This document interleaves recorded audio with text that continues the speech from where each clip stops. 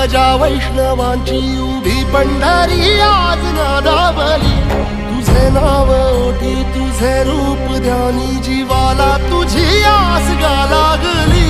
जरी बाप साऱ्या जगाचा परी तू आम्हाले कराची विठू माऊली।